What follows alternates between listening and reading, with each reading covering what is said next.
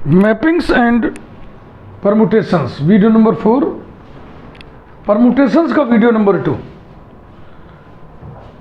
बहुत ही basic idea आपको हमने परमुटेशंस का पिछले वीडियो में दिया था, और अब एक बहुत ही इम्पोर्टेंट आइडिया है permutation multiplication, permutation composition, composite permutation.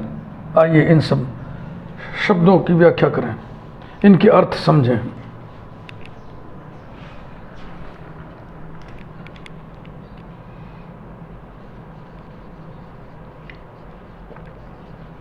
Composite permutation,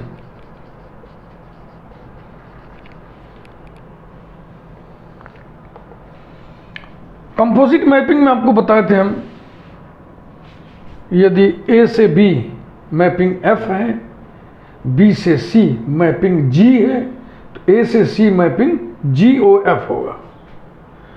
और शर्त भी था कि जो मैपिंग एफ है, ठीक है ना, वो ऑन टू मैपिंग हो, इसमें कुछ खाली ना हो। फिर यहाँ से यहाँ मैपिंग था, वहाँ खाली ना हो, फिर यहाँ से यहाँ, इस तरीके से कुछ शर्तें थी।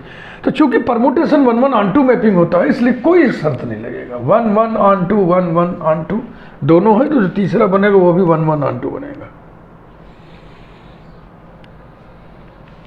Late F equals to 1 2 3 2 1 3 and G equal to block 1 2 3 3 2 1. B, two permutations on 3 symbols.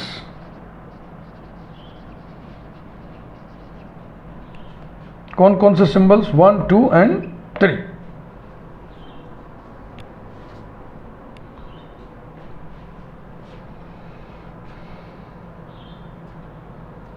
ठीक है भैया। Than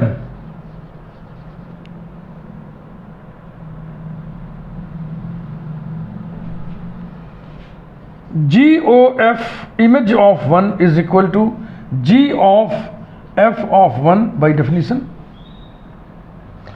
equals to G of F of 1 माने 1 की एफ इमेज। तो ये एफ है, ये जी है।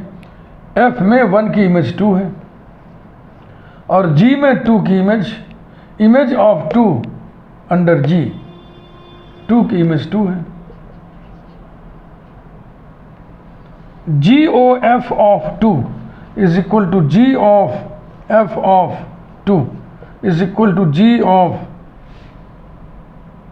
इमेज ऑफ 2 अंडर एफ, ये है 1, और 1 की G image 3। G O F of 3 is equal to G of F of 3 is equal to G of F of 3 is 3, and G of 3 is 1। समझ में आ रहा बच्चा? इसलिए जी ओ एफ बराबर ब्लॉक में अगर हम लिखेंगे तो पहली रो में तुम लिखेंगे 1 2 3, और दूसरी रो में G O F image of 1, G O F image of 2, G O F image of 3। ये कंपोजिट परमुटेशन।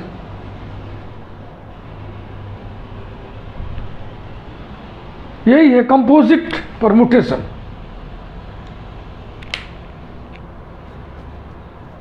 लेकिन अब इसको लिखने का आपको हम तरीका ऐसे ही ओरली बता रहे हैं, रिटर्न क्या लिखना है इसको, निबंध जैसा। जैसे आप ब्लॉक बनाओ और पहली रो में उसी क्रम में एलिमेंट्स लिख दो जिस क्रम में इनमें लिखा हुआ है 1 2 3। अब 1 की इमेज लिखनी है, ध्यान से देखो सब लोग, 1 की इमेज लिखनी है। तो 1 की इमेज पहले एफ में देखो, जो आएगा उसकी इमेज जी में देखो। एफ में 1 की इमेज 2 है, और जो आया 2 2 2 2 की इमेज इसमें 2 है, तो यहां पे 2 लिख दिया। फिर 2 की इमेज एफ में देखो, 2 की इमेज एफ में 1 आया, 1 की इमेज 3, ये देखो 3, 3 की इमेज F में 3 है और 3 की इमेज इसमें 1 है, ये 1 लिखा गया। यही तो आपकी हो। 1 का इमेज पहले F में देखे हो, जो आया है उसकी इमेज G में देखे हो।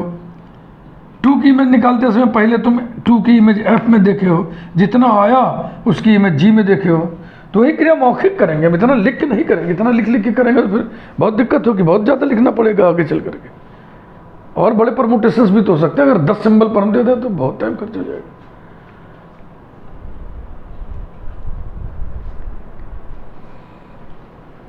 The process of finding, the process of obtaining composite permutation is called permutation composition.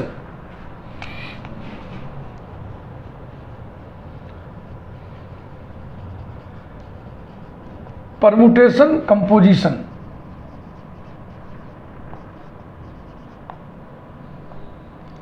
is also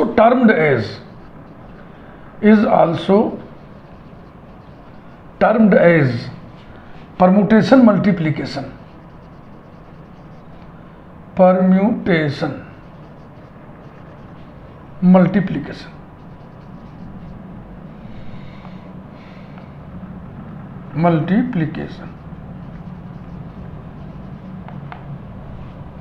क्यों? मैपिंग का एक फॉर्म है परमुटेशन। परमुटेशन केवल कंपोजिट किए जा सकते हैं। 2 परमुटेशंस को हम कंपोजिट कर सकते हैं। फंक्शंस की तरह परमुटेशंस को हम जोड़ नहीं सकते, गुणा नहीं कर सकते। फंक्शंस की तरह न हम जोड़ सकते हैं, न गुणा कर सकते हैं, न सब्ट्रैक्ट कर सकते हैं, न डिवीजन जैसे फंक्शन में होता है ना, f upon g of x equal to f of x upon g of x, where g of x not equal to 0। वो सब संक्रियाएं, वो सब ऑपरेशंस मैपिंग्स की दुनिया में, परमुटेशंस की दुनिया में नहीं होती है। इसलिए कंपोजिशन को ही मल्टीप्लिकेशन बोला जा रहा है। भाई फंक्शंस पढ़ते समय हम कंपोजिशन को मल्टीप्लिकेशन नहीं बोल सकते, क्योंकि वहाँ कंपोजिशन भी एक ऑपरेशन है, मल्टीप्लिकेशन भी एक ऑपरेशन है। दोनों के अर्थ बिल्कुल अलग होते हैं। फंक्शंस की दुनिया में f into G of x बराबर डिफाइन होता है f of x into G of x, और f ओ जी ये कंपोजिट है ऑफ x, ये बराबर होता है f of G of x। देखो दोनों अलग अलग है फंक्शंस पढ़ते समय। तो मुझे देखने में आता है कि हर वो ब्रांच जिसमें फंक्शंस की पढ़ाई नहीं हो रही है, हर उस ब्रांच में मैपिंग कंपोजिशन को, कंपोजिशन ऑफ मैपिंग्स को, product of mappings, multiplication of mappings कहा जाता है। तो परमुटेशन कंपोजिशन को परमुटेशन मल्टीप्लिकेशन की संज्ञा दी गई। क्यों दी गई वो मैंने आपको बता दिया, क्योंकि ऐसा करने में कोई खतरा नहीं है। क्योंकि मल्टीप्लिकेशन जो फंक्शंस में होता है उस जैसा मल्टीप्लिकेशन यहाँ नहीं होता है। तो सुविधा के लिए मल्टीप्लिकेशन प्रोसेस हो गया प्रोडक्ट। जैसे ये प्रोडक्ट हम कहेंगे GOF, और कुछ ऑथर्स तो अब GOF को GF लिखने लगे, O भी नहीं लिखते। जब परमुटेशन मल्टीप्लिकेशन हो गया तो हम नोटेशन भी चेंज कर दिए, लेकिन मैकेनिज्म नहीं चेंज करेंगे। जो मूल बात है, जो उसकी आत्मा है, वो हम नहीं बदलेंगे। हम लिख भले देंगे GF, लेकिन इसको हम क्या समझेंगे? Composition of 2 permutations G and F। इसको हम परमुटेशन मल्टीप्लिकेशन बोल दें और नोटेशन ऐसा न लिख के ऐसा कर दें, ये जुदा है, ये बात अलग है। कर दीजिए, क्या फर्क पड़ता है।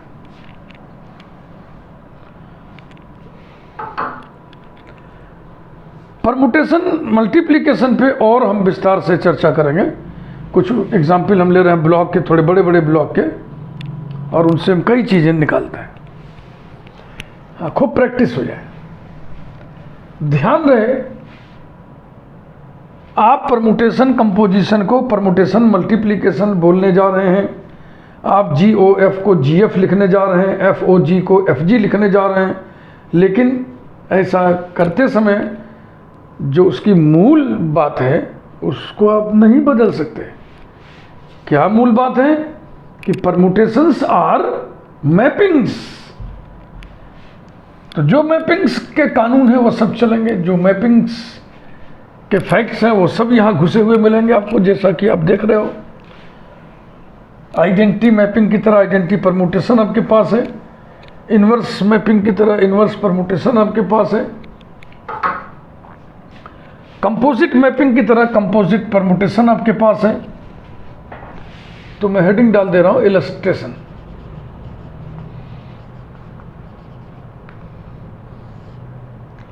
आइए 3 परमुटेशंस लें, थोड़े बड़े बड़े, ABCD, 4 सिंबल्स पे हम ले रहे हैं। G is equal to ABCD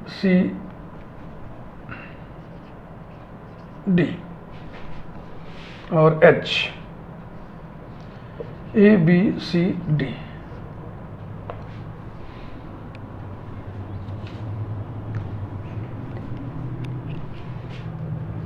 CADB,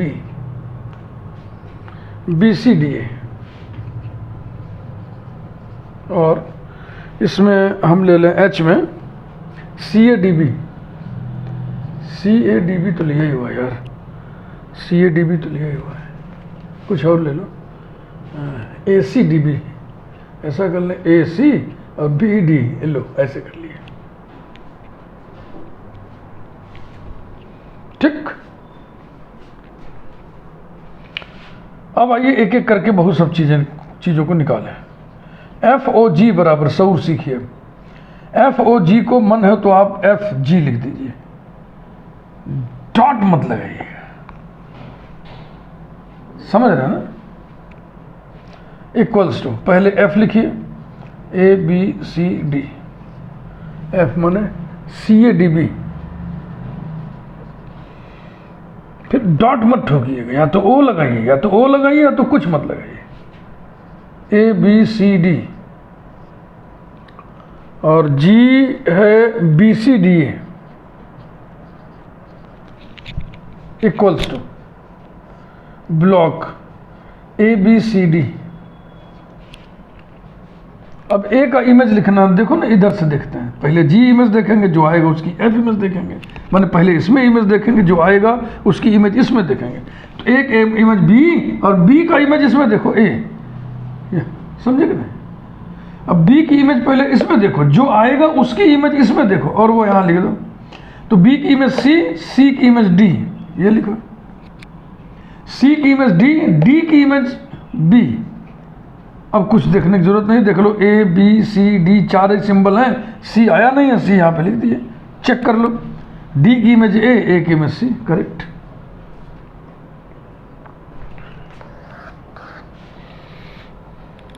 number 2, GOF, which is written as GF, not G.F। मैं विरोध करता हूं इसका। ग्रुप थियरी पढ़ते समय देखो बेटा, आप लोग पढ़े हो, G, O एक ग्रुप है, O जनरल ऑपरेशन है, इसके 2 एलिमेंट्स हैं A और B, और इसके बीच में जब हम ऑपरेशन करते हैं तो AOB लिखते हैं।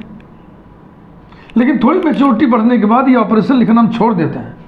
इसका मतलब ये थोड़ी कि हमने बीच में डॉट मार दिया। बीच में डॉट हम तभी लगाएंगे जब मल्टीप्लिकेशन ऑपरेशन डिक्लेयर्ड हो। बहुत सावधानी से आप सीखिए हर बात को। अगर कोई आथर कुछ गड़बड़ सड़बड़ इधर उधर अपने मनमाना बुद्धि विलास दिखाता है तो उसको दिखाने दीजिए, आप किसी बुद्धि विलास तक चक्कर में न पड़िए। बिल्कुल सिंपल सी बात है सब, ये मैपिंग्स हैं यार, मैपिंग की तरह ट्रीटमेंट करिए। तो अब G पहले लिखो, फिर F लिखो, ABCD, ये G हो गया, फिर F, ABCD, और फिर इनका प्रोडक्ट जो आएगा उसके लिए जगह बनाओ, ABCD।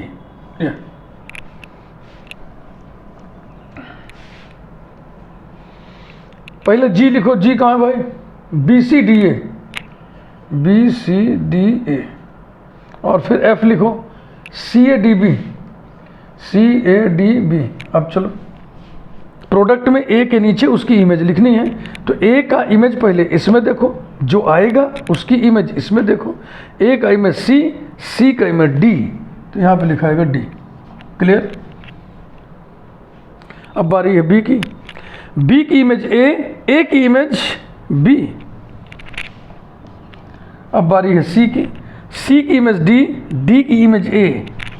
ये हो गया, ए आ गया, बी आ गया, सी नहीं है तो यहाँ सी लिख दिया। चेक कर लो, डी की इमेज बी की इमेज सी। करेक्ट। और अभी एक चीज नोटिस कर लें हम, F O G O F not equal. In general ये नॉट इक्वल ही होते हैं, कम्यूटेटिव प्रॉपर्टी होल्ड नहीं करती है, लेकिन इन पर्टिकुलर केस ऐसा हो भी सकता है। तो समझ गए ना? नंबर 3, एफ इनवर्स चलो निकालें। एफ इनवर्स, फिर जी इनवर्स निकालें। तो मैंने आपको एफ का इनवर्स लिखना सिखाया था ना, कि सेकंड रो को फर्स्ट बना दो, फर्स्ट को सेकंड बना दो। तो सी ए डी बी, ये हो गया सी ए डी बी और ए बी सी डी। जी वाले में बी सी डी ए और ए बी सी डी हो गया। यही इनवर्स है यार। लेकिन एक चलन है, एक डिसिप्लिन है कि जितने भी परमुटेशंस रेफरेंस में हैं, कॉन्टेक्स्ट में हैं, उन सभी का फर्स्ट रो सिमिलर ऑर्डर में लिखा जाएगा। ए बी सी डी लिख रहे हैं तो ये first row A B C D ही होगा, ये first row A B C D ही लिखा जाएगा। ये डिसिप्लिन है। ए बी सी डी लिख दिया हमने, ए बी सी डी लिख दिया हमने। अब हर एलिमेंट के नीचे उसकी इमेज लिखो। इसमें देख देख के ना इसको तुम सुधार रहे हो ना। ए का इमेज बी है, बी का इमेज डी है, सी का इमेज ए है, डी का इमेज डी कहाँ है, डी का इमेज सी है। ये इसमें भी सुधारो। ए का इमेज डी है, बी का इमेज ए है, सी का इमेज बी है और डी का इमेज सी है। ये आ गया।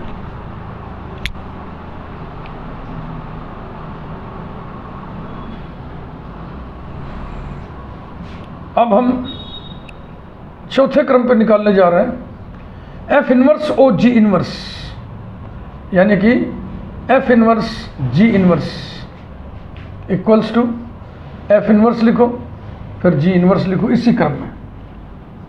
ए B C D, A B C D. F inverse कहाँ है? ये B D A C,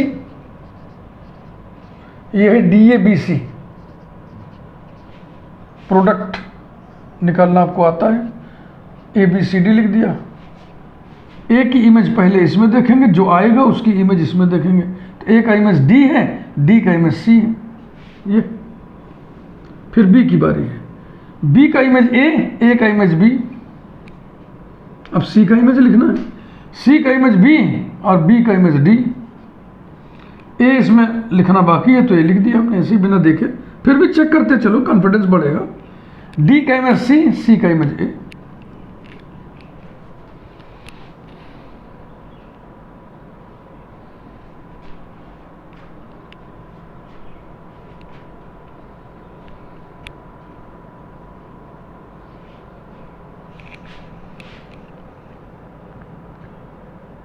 number 5, अब हम निकालेंगे G inverse O F inverse, जिसे हम लिख सकते हैं जी इनवर्स एफ इनवर्स।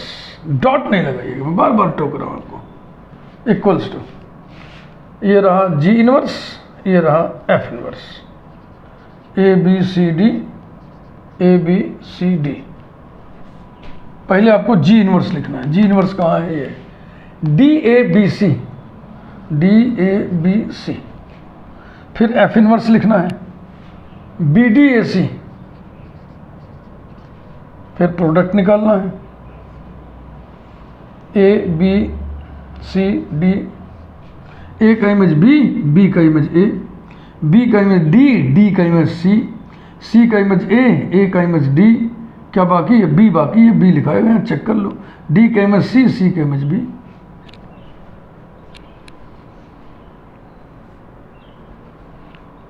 ठीक है भाई।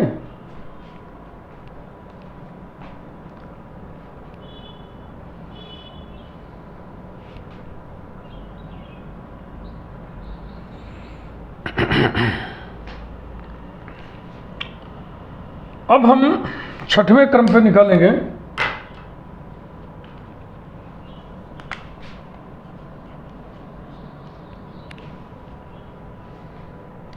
FOG whole inverse. FOG whole inverse equal to ऐसा, इक्वल टू ऐसा। FOG आप निकाल चुके हैं, कहाँ है भाई? ये है। FOG का इनवर्स लिखना है, दोनों रोज को बदल दो।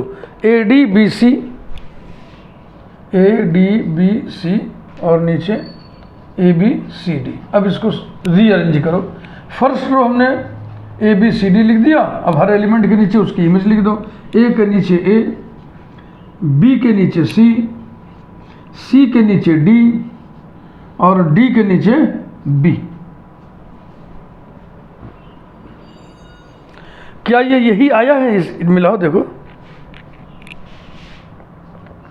क्या ये G inverse O F inverse है? G inverse O F inverse देखो। तो रिवर्सल रूल का सत्यापन हो गया, verification of reversal rule. FOG whole inverse is equal to G inverse O F inverse. इसी प्रकार से इसमें थोड़ी सी जगह हमको चाहिए, मैं यहां से ले रहा हूं, 6th के बाद 7th। GOF whole inverse, GOF whole inverse is equal to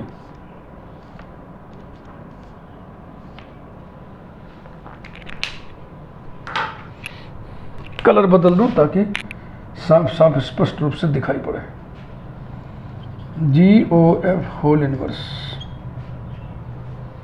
GOF निकाले हैं अब। GOF ये इसके रोज को बदल दो भैया, DBAC और नीचे ABCD। अब इस क्रम को हम ठीक करेंगे। फर्स्ट रो को हमने लिख दिया ABCD और हर एलिमेंट के नीचे उसकी इमेज लिखो। A के नीचे C लिखाएगा, B के नीचे B लिखाएगा, C के नीचे D लिखाएगा और D के नीचे A लिखाएगा। क्या ये यही है? मिलाओ। CBD है, यानी कि यही है, equals to F inverse operation G inverse. एक बार पुनः रिवर्सल रूल का सत्यापन हो गया, रिवर्सल रूल वेरीफाई हो गया। GOF whole inverse equal to उल्टा खुला F inverse O G inverse. बात समझ में आ रही? इतने कैलकुलेशन कर दिया हमने, रिवर्सल रूल सत्यापित कर दिया दो बार। अब हम एसोसिएटिविटी सत्यापित करने जा रहे हैं। इधर की सारी चीज मिटाएंगे। आप लोग स्क्रीनशॉट ले लो, उतारते रहना, हम पट से मिटाएं, नहीं टाइम वेस्ट होगा ना।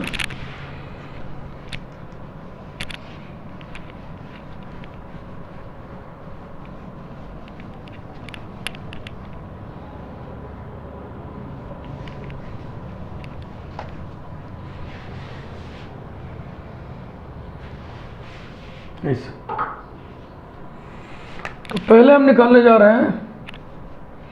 अब देखो नंबर हम भूल गए कितनी नंबरिंग तक था, तो क्या करें, अब कुछ इस तरह से कर दे रहे, ऐसे स्पेशल साइन कोई बनाना, कुछ भी बना दे यार, स्टार स्टार। और FO bracket GOH is equal to F लिखेंगे और फिर H लिखेंगे। अब की बार में यहाँ ऑपरेशन लगा दे रहे, GOH लिखेंगे। GOH निकाले थे क्या? नहीं निकाले, तो कुछ और निकाल लें, अभी जल्दीबाजी हो गई। देखो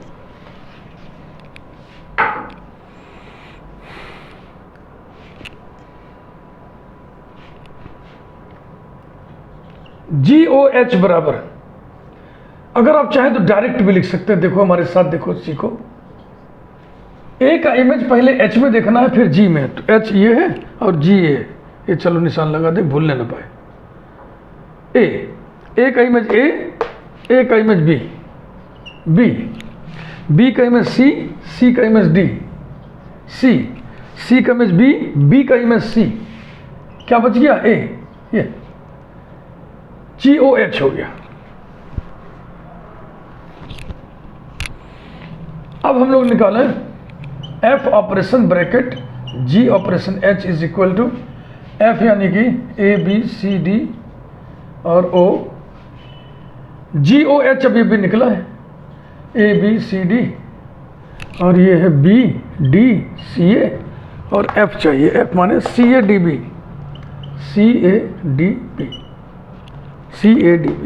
BDCA, ठीक है, इक्वल्स टू ABCD। ए का इमेज पहले इसमें देखो, जो आएगा उसकी इमेज इसमें देखो, वही यहाँ लिखो। ए का इमेज बी का इमेज ए, बी का इमेज डी का इमेज बी, सी का इमेज सी का इमेज डी का इमेज ए का इमेज सी, ये आ गया।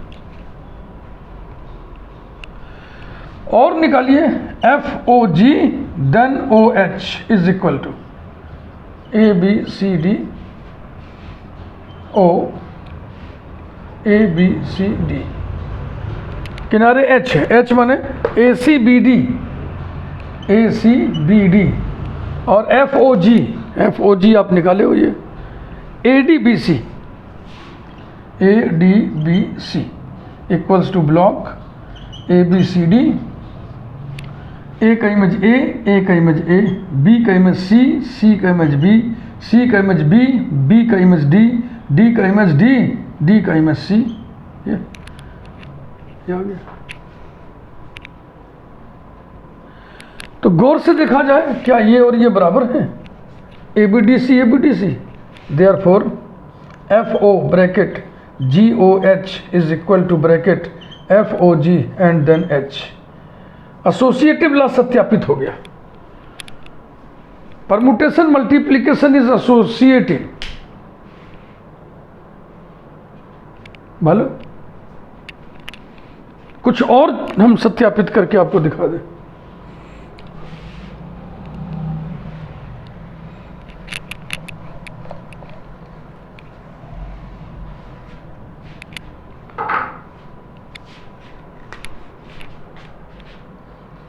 FOF इनवर्स बराबर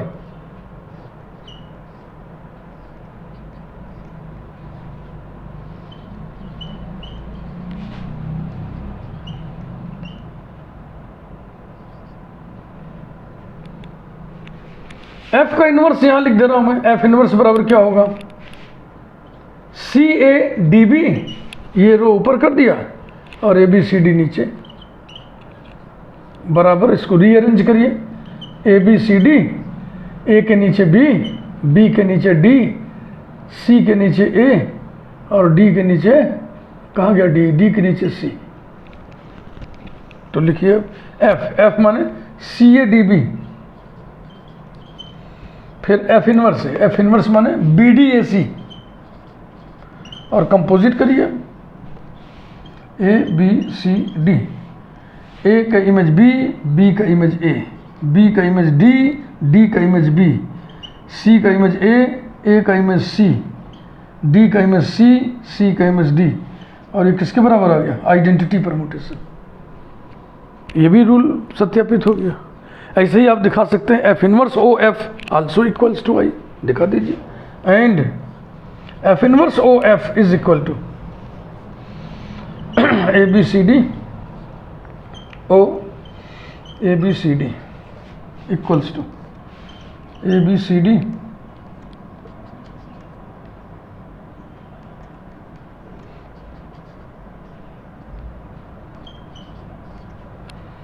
पहले लिखना F इनवर्स माने BDAC,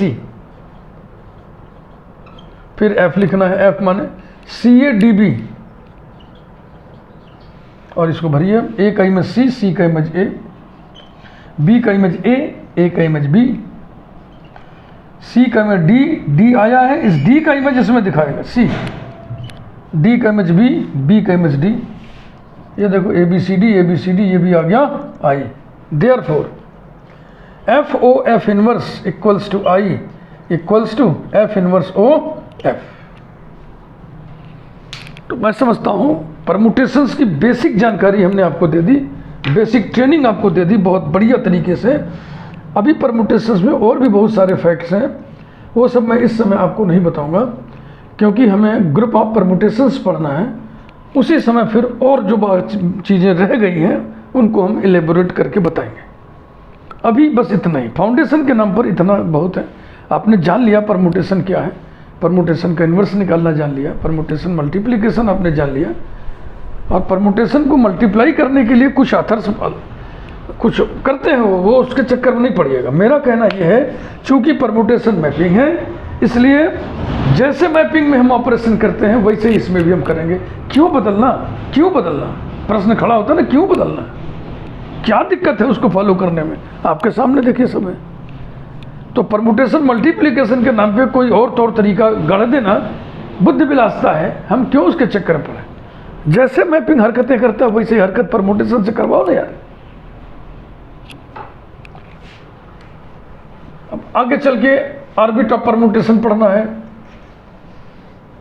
साइक्लिक परमुटेशन पढ़ना है, ट्रांसपोजिशन पढ़ना है, इवन एंड ऑड परमुटेशंस पढ़ना है। इन सभी की जानकारी हम इस समय नहीं देंगे फाउंडेशन में, नहीं बहुत ज़्यादा फाउंडेशन हो जाएगा तो भी तो मन उबता है ना। तो आपको हमने खड़ा कर दिया, फाउंडेशन डाल दिया, न्यू डाल दिया हमने परमुटेशन की, इतना काफ़ी है। मॉडर्न अलजेब्रा एक विशिष्ट ब्रांच है मैथमेटिक्स की, स्पेशल ब्रांच है, बहुत ही स्पेशल, और इसको पढ़ने के लिए अलग किस्म का मिजाज चाहिए। दिमाग ने कहा कि हम मिजाज कह रहे हैं, दिमाग तेज दिमाग बहुतों के पास है, लेकिन मिजाज एक जैसा सबका नहीं होता है। तो एक अलग किस्म का मिजाज चाहिए, जिनका मिजाज उस किस्म से ट्यून हो जाता है वो मॉडर्न अलजेब्रा को बढ़िया से समझते हैं, और जिसकी ट्यूनिंग नहीं होती है वो नहीं समझते हैं। मैं जैसे कह रहा हूँ आप ऐसे करते जाइए, मुझे पूरी उम्मीद है कि आपका मिजाज भी ट्यून हो जाएगा। फाउंडेशन के नाम पे हमने जो है लगभग 7-8 वीडियोस, छोटे छोटे वीडियोस हमने बना रखे हैं, जैसे कि algebraic structures and laws, divisibility in Z, roots of unity, यही हो गया, mappings and permutations, addition modulo N, residue classes, equivalence classes, equivalence relations and partitions वगैरह वगैरह। इस समय मैं कुछ भूल भी रहा हूँ, उसकी लिस्ट में बराबर आपको बताते चलता हूँ, और हो सकता है इसी प्लेलिस्ट में मैंने लिस्ट दिया हूँ शुरू के वीडियोज़ में। फाउंडेशन के ये सारे प्लेलिस्ट आप बहुत बढ़िया से देख लीजिए, समझ लीजिए, नोट्स बना लीजिए, और इतनी तैयारी जब पूरी हो जाए तभी मॉडर्न अलजेब्रा की दुनिया में एंट्री लीजिए। अगर बिना इस तैयारी के आप घुस गए तो आपके सच में समझ में नहीं आएगा, फिर आपका मिजाज ट्यून नहीं होगा, दिमाग चाहे जितना तेज हो।